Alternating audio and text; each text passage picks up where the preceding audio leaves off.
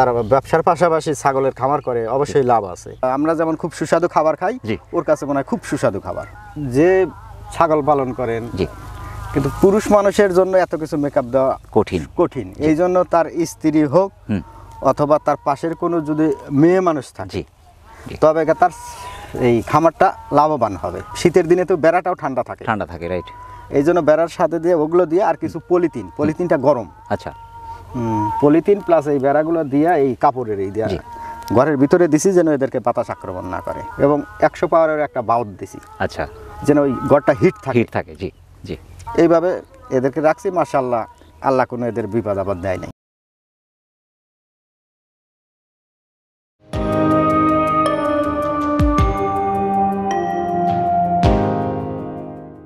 আসসালামু আলাইকুম সুপ্রিয় দর্শক, কৃষিতে আত্মনির্ভরশীলতা বাড়াতে আমাদের ক্ষুদ্র আয়োজনে আপনাকে স্বাগত জানাচ্ছি।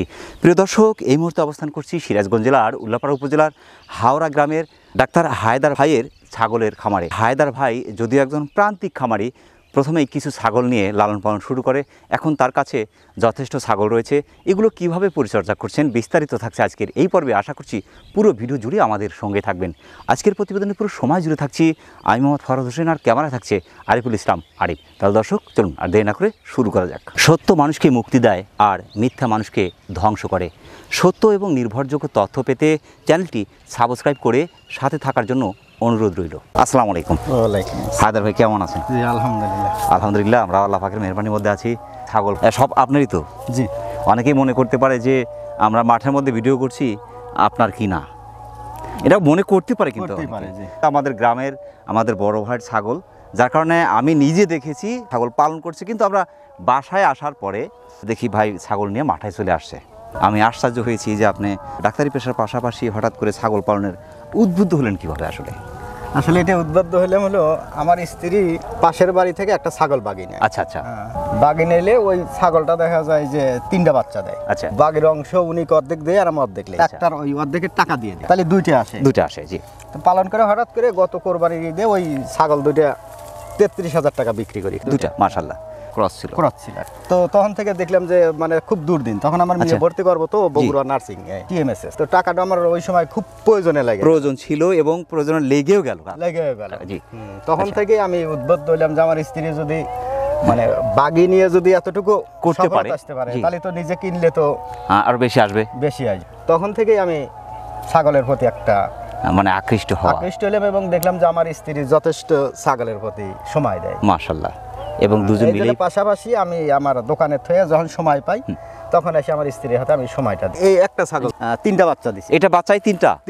এই 15 দিনের মতো হলে খাসি করে দিছি। সবগুলো ক্রসের, কিন্তু তার মধ্যে একটা মনে হচ্ছে আমার কাছে black Bengal, pure black Bengal, যেটা একটা। সব মিলে এখন কতগুলো আছে? সব মিলে 11টা আছে। 11টা। তার মধ্যে কিন্তু 2টা ভেড়া আছে। হ্যাঁ, 2টা ভেড়া আছে। অনেকের মধ্যে কিন্তু একটা ধারণা আছে হায়দার ভাই, যে ছাগলের সাথে ভেড়া পালন করলে ভেড়ার রোগ ব্যাধি বেশি হয় অথবা ছাগলের রোগ ব্যাধি বেশি হয়। এটা আপনার কেমন মনে হচ্ছে? আসলে আমি দেখতেছি রোগ ব্যাধি তো নাই, প্লাস পয়েন্টটা কি ছাগলের যে উদ্ভিষ্ট খাবারগুলো বাঁচে ওই খাবারটা ভেড়া খায়। ভেড়া তো সব ধরনের খাবারই খায় মাশাআল্লাহ। মানে এদের যে খাবারটা বেঁচে যাচ্ছে, এরা যেটা নষ্ট করছে সেটা ভেড়া খাচ্ছে, অনেকটা সাশ্রয় হচ্ছে। 1 বছর চলছে, আমরা যদি ধরি 1 বছর। এ পর্যন্ত এদের মধ্যে কি ধরনের রোগগুলো দেখতে পেলেন? এদের ভিতর তেমন কোনো রোগ নাই, কিন্তু হঠাৎ করে ওই যেদিন খাবার বেশি হয় ওই দিন দেখা যায় যে পেটে কিছুটা গ্যাস হয়, যেটা গ্যাস হয়, আর অন্যটা পাতলা পায়খানা হয়, মানে ওই গ্যাসের কারণেই এই রোগ ব্যাধি। তাছাড়া কোনো এমনি শীতের ভিতর একটু ঠান্ডা কাশি লাগছিল। আচ্ছা আচ্ছা। কিছু অ্যান্টিহিস্টামিন জাতীয় ওষুধ খাওয়াইলাম। উল্লাপাড়া উপজেলা পশু স্বাস্থ্য কর্মকর্তা উনির কাছে বললাম, তো উনি খুব নিবেদিত প্রাণ আর কি। আচ্ছা, আমার সাথে খুব ভালো ব্যবহার করলো, নাম্বার দিয়ে দিল এবং ওষুধ দিল। এসে খাওয়ালাম, ইনশাআল্লাহ সুস্থ মাশাআল্লাহ। 1 বছরের মধ্যে ছাগল পালন করতে গিয়ে কোনোটা রোগে মারা গেছে এরকম অভিজ্ঞতা কি? না, এরকম রোগে মারা যায়নি। না। অনেকের মধ্যে কিন্তু একটা ধারণা আছে যে ছাগল পালন করতে গেলে রোগ ব্যাধি হচ্ছে, মারা যাচ্ছে। এখানে অনেকেই কিন্তু ঝরে পড়ছে। প্র্যাকটিক্যালি আপনি একজন ডাক্তার, আপনার তো যথেষ্ট ধারণা আছে, সেই অনুপাতে আপনি কিন্তু ভালো রাখতে পারছেন। কি ধরনের খাবারগুলো এদেরকে খাওয়াচ্ছেন? এদেরকে ওই সাধারণত ওই মাঠেরই খাবার, খ্যার ভাঙা নিয়ে এসে ছোট ছোট করে ওটা পানির ভিতর 2-4 মিনিট ভিজালি নরম হয়। জি। ওর সাথে কিছু নালি, চিটাগুড়, হ্যাঁ, কিছু বিট লবণ, প্লাস এই যে ভুট্টা আর গম একসাথে মিক্সার করে নিয়ে আসি পরিমাণ মতো আর কি, অল্প করে দিয়ে ভাঙানো। এটা মিক্সার করে দিলে পরে ছাগল খুব সুন্দর করে খায়। আমরা যেমন খুব সুস্বাদু খাবার খাই, জি। ওর কাছে মনে হয় খুব সুস্বাদু খাবার। এমনি সরাসরি কোনো ভুসি দেওয়া হচ্ছে না তো? না, ওই সরাসরি ভুসি কিছুটা দেই, ওর সাথে মিক্সার করে দেই, মাখায় দিচ্ছেন। মাখায় এটা কয় বেলা কিভাবে দিচ্ছেন? এটা ওই প্রতিদিন একবার করে দেই। এটা কি সকালে দিচ্ছেন না সন্ধ্যায় দিচ্ছেন? মানে যেদিন আমি ওই ধরেন সময় পাই, হুম, ওই দিন তো ধরেন মাঠে ঘাস খায়, জি। বিকেলবেলা ওইগুলো দিই সাধারণত। বিকেলবেলা দিই। মাঠে নিয়ে আসতে পারছেন না, সেই দিন সময় একটু বেশি লাগছে। হ্যাঁ হ্যাঁ, ওই দিন কিছু ওই ঘাস কাটে নিয়ে যাই, ওই দিনকে ওই সকালের দিকে ঘাস খাওয়াই, বিকেলের দিকেই এগুলো খাওয়াই। না, আরেকটা ব্যাপার, বর্ষাকালে কিন্তু আমাদের এই মাঠগুলো কিন্তু তলিয়ে যায় পানিতে। সেই ক্ষেত্রে কিন্তু ছাগলের চরম সংকট হয়, খাবার সংকট, বিশেষ করে ঘাস। যেহেতু ছাগল, ভেড়া, গরু আমরা যেটাই বলি তৃণভোজী প্রাণী, এরা কিন্তু ঘাস খেতেই অভ্যস্ত। আর সেই সময় কিন্তু ঘাসের চরম সংকট শুরু হয়। সেই সময় ছাগলগুলোকে কী ধরনের খাবারগুলো দিচ্ছেন? আমি তো একটা বর্ষাই পাচ্ছি, এই বর্ষাটা, জি। আসলে তো ওই যে একবারে রাস্তাগুলো তো তলায় নাই, এই যে রাস্তাগুলো জাগো ছিল, কিন্তু জাগো ছিল। তো এই রাস্তার পাশে নিয়ে আসলে পানির গাছগুলো খুব সুন্দর হয়েছে গাছ। আচ্ছা আচ্ছা আচ্ছা। তো ওই পাড়ের উপর দিয়ে সাইডে দিলে পারে সুন্দর করে রাস্তার উপরে এপাশ ওপাশ খায়। মাশাআল্লাহ। এরকম তো আর গাড়ি ঘোড়া যায় না তেমন। জি জি জি। কাঁচা রাস্তা, ওই গাছগুলো খাওয়াছি আর এই খড়গুলো চলছে। ছাগলের কোনো রোগ ব্যাধি হয় না, খুব হজমের দিক দিয়ে ভালো আছে এবং সুস্থ থাকছে। বাসস্থান এদের কি মাচাতেই রাখছেন না মাটিতে রাখছেন? মাচাতে রাখছি। মাচা। এটা মাচা করে দিচ্ছেন না চকি ব্যবহার করা আছে? একটা মাচা করছি আর একটা চকি করছি, যেটার উপর থাকে। ছাপড়ার ভিতর ওই আমি 3টে রুম করছি আর কি। জি, 3টা পার্ট করা। একটা ধরেন ওই গর্ভবতী প্রেগন্যান্ট ছাগলগুলো এগুলো একটা রাখি, আর অনেকটা গুতোগুতি করে যাতে এদেরকে না গুতায়, এই জন্য আবার আলাদা রাখি। আর যেটা একবার নিরীহ বাচ্চা, এগুলা খাবার আলাদা রাখি। আচ্ছা, বাচ্চাগুলো কি আলাদা রাখছেন? বড় ছাগলগুলো আলাদা রাখছেন? যেগুলো প্রেগনেন্ট সেগুলো আলাদা রাখছেন? প্ল্যান করতেছি যে যেহেতু এদের বংশ বৃদ্ধি করবে, তখন এদের বাসস্থানটাও একটু প্রসার ঘটানো, এই জন্য প্ল্যান করতেছি যে এরা, এটা তো ধরেন 10-15 দিনের ভিতরেই বাচ্চা দেবে। জি। আরো 3টা প্রেগনেন্ট আছে, মোট 4টা প্রেগনেন্ট আছে এখন। মাশাআল্লাহ।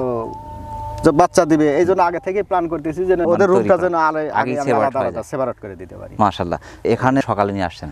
এই 10টার দিক সকালবেলা দোকান খুলছি, খুলে ধরেন 9:30 দোকান বন্ধ করছি, বাড়ির যা নাস্তা করছি করে নিয়ে আসছেন। যেহেতু শীতকাল চলছে, এখনো শীত কিন্তু ফুল পার হয়নি, সেই ক্ষেত্রে শীতকাল কিন্তু বলা যায় ছাগলের জন্য খুব বিপদময় সময়। এই শীতকালটা কিভাবে পাড়ি দিলেন? শীতকালটা আসলে ওই ধরেন শীতকালে তো উত্তরের বাতাস আসে, উত্তর থেকে বাতাসটা দক্ষিণ দিক যায়।